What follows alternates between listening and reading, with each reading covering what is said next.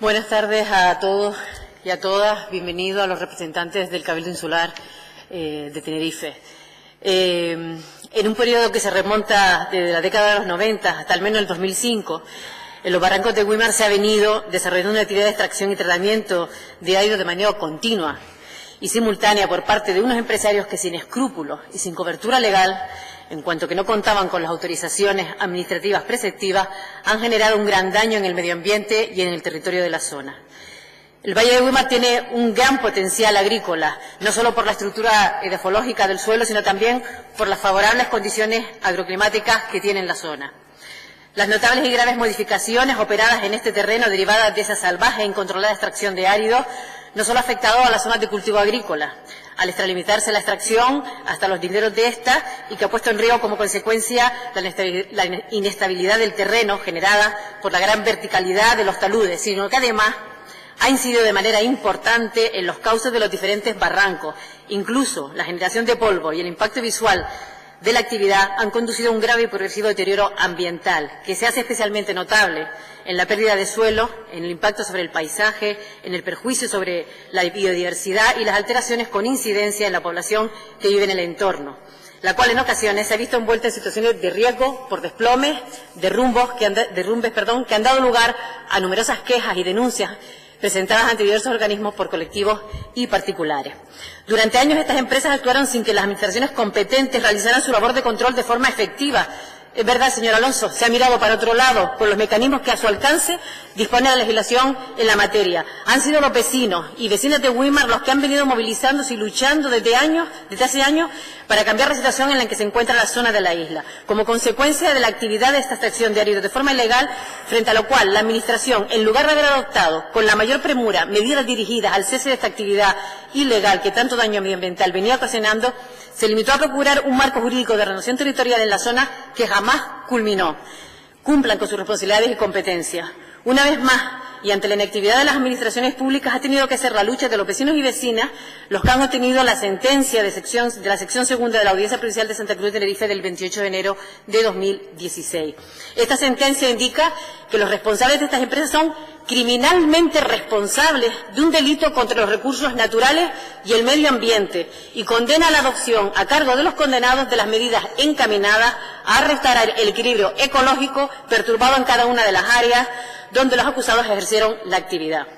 Pero es además, para el cumplimiento de esta obligación de restitución, encomienda a la Administración competente la realización de un plan de restauración, debiendo tenerse en cuenta las diferentes sanciones, responsabilidades, obras u otros conceptos acordados en los diferentes procedimientos administrativos para su descuento en la fase de ejecución de sentencia.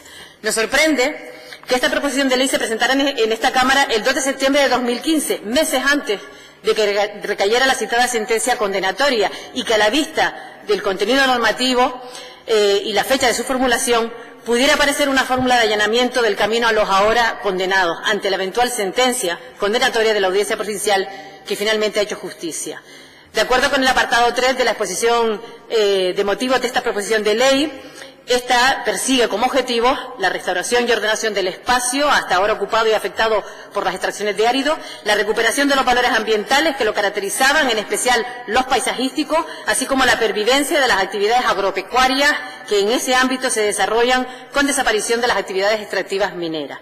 Ninguno de esos objetivos nos parece desacertado, pero entendemos que las medidas propuestas para esta vía legislativa, para dar cumplimiento a todos los objetivos y consistentes en la declaración de interés autonómico de la restauración de los barrancos de Güímar, la prohibición de cualquiera de las extracciones, la extinción de los títulos mineros existentes, la recategorización del suelo con supresión del suelo rústico de protección minera que habilitaba aquellas, el encargo del Gobierno para la elaboración de un plan de restauración y, finalmente, la obligada adaptación del planeamiento insular y municipal a estas decisiones legales, no es la vía adecuada. Y de ello es reflejo los 3 informes desfavorables a la proposición de ley que han sido emitidos por 3 consejerías. Usted hablaba de las voluntades políticas, pero las voluntades políticas tienen que venirse reflejadas en los hechos, y esta ley puede tener consecuencias que no van a depender de las voluntades políticas.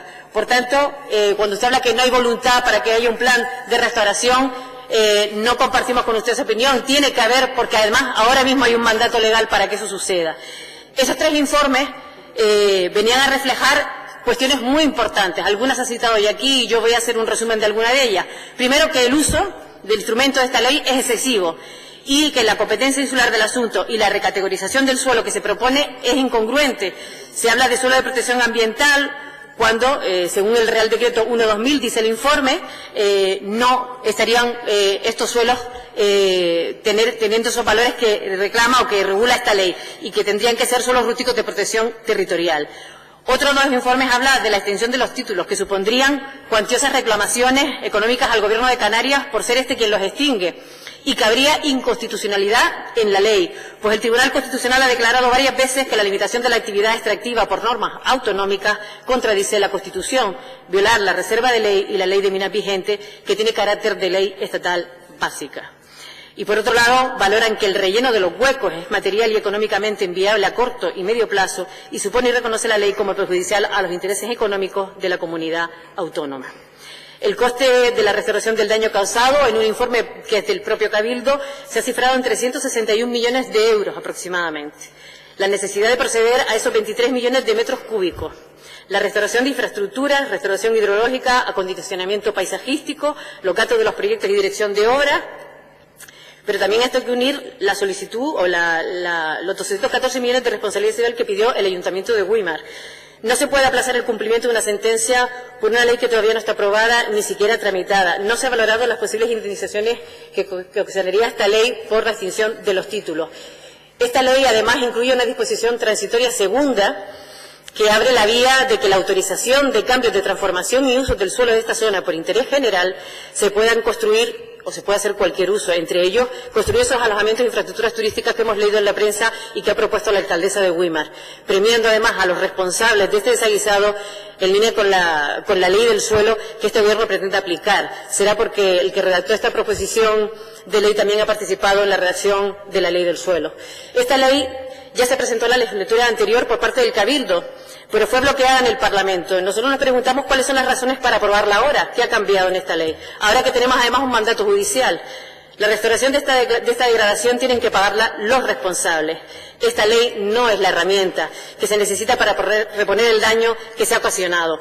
Desde Podemos entendemos que las distintas administraciones tienen que asumir su responsabilidad y competencias. No se puede pedir más competencias, señor Alonso, cuando no se cumplen las que ya se tienen. Por tanto, las administraciones competentes deberán realizar el oportuno plan de restauración y hacer que se ejecute esa sentencia, tal y como apunta también el letrado de la acusación particular que ve coherente oponerse a esta proposición de ley.